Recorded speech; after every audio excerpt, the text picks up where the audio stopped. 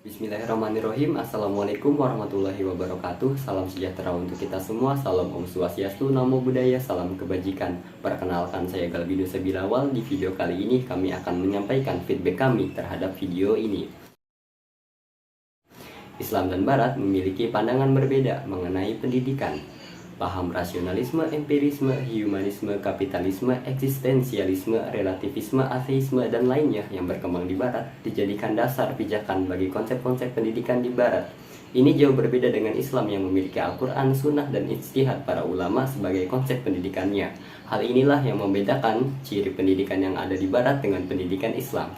Masing-masing peradaban ini memiliki karakter yang berbeda, sehingga output yang dihasilkan pun berbeda.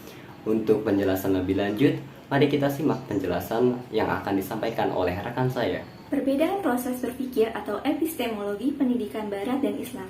Pendidikan Barat menurut Naqib al-Atas, ilmu dalam peradaban Barat tidak dibangun di atas wahyu dan kepercayaan agama, namun dibangun di atas tradisi budaya yang diperkuat dengan spekulasi filosofis yang terkait dengan kehidupan sekuler yang memusatkan manusia sebagai makhluk yang rasional. Terdapat 5 faktor yang menjiwai budaya dan peradaban Barat, diantaranya menggunakan akal untuk membimbing kehidupan manusia, bersikap dualitas terhadap realitas dan kebenaran, menegakkan aspek eksistensi yang memproyeksikan pandangan hidup sekuler, menggunakan doktrin humanisme, menjadikan drama dan tragedi sebagai unsur-unsur domain dalam fitrah dan eksistensi kemanusiaan. Kelima faktor ini sangat berpengaruh dalam pola pikir para ilmuwan Barat sehingga membentuk pola pendidikan yang ada di Barat. Pendidikan Islam menurut Ahmad D. Marimba mendefinisikan bahwa pendidikan Islam adalah bimbingan jasmani dan rohani berdasarkan hukum-hukum Islam kepada terbentuknya kepribadian yang utama menurut ukuran-ukuran Islam.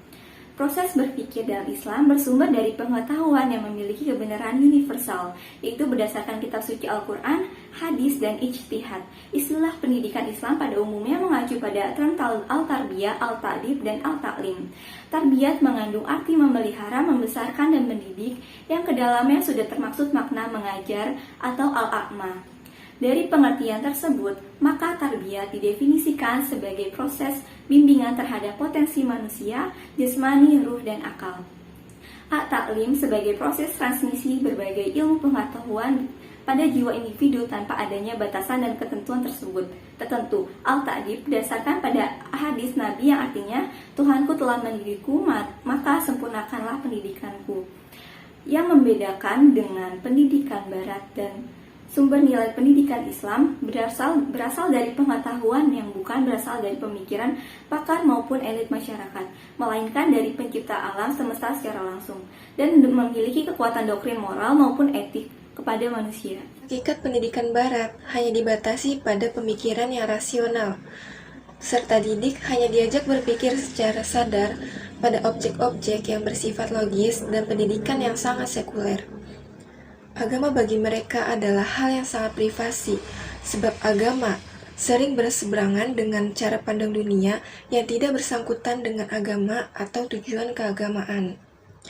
Anggapan Barat, agama dalam faktanya banyak menghalangi proses kemajuan penalaran dan pembangunan, sehingga pada satu sisi pemikiran tertentu, urusan agama tidak dikaitkan dengan kehidupan publik.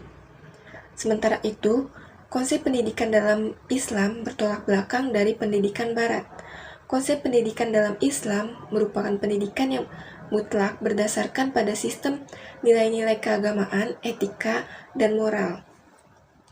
Bentuk pendidikan yang ada di dalamnya ditanamkan nilai-nilai al-akhlak al-karimah, sehingga konsep pendidikan Islam menaungi secara fisik maupun psikis, dohir maupun batin, jasmani maupun rohani.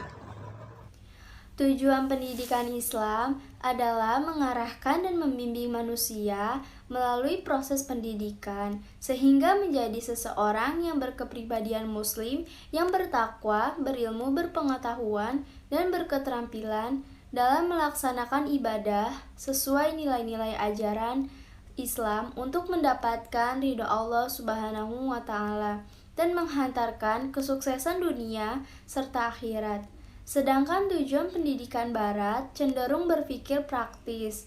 Pendidikan diarahkan untuk melahirkan individu yang cenderung berpikir praktis dalam bekerja untuk meraih kesuksesan materi dan profesi atau karir yang akan memakmurkan diri, perusahaan, dan negara. Banyak remaja yang belajar dan memasuki perguruan tinggi dengan maksud menciptakan lapangan pekerjaan atau status sosial yang menjamin rezeki mereka di kemudian hari. Tujuan ini memang diisyaratkan, bahkan pendidikan yang mengabaikan tujuan ini akan mempersempit cakrawalanya, serta menghalangi manusia untuk mencapai keseluruhan akhlak, berpikir, dan berbudaya. Oleh karena itu, pendidikan Islam mengarahkan tujuan tersebut dan tidak pernah mengekang insting ini, yaitu insting mengumpulkan harta, keinginan untuk hidup senang dan kekal. Islam telah menjadikan pencarian harta sebagai salah satu alat ibadah dan pendekatan diri kepada Allah. Syaratnya ialah bahwa mencari serta harta itu dimaksudkan untuk menafkahi keluarga bagi dirinya sendiri.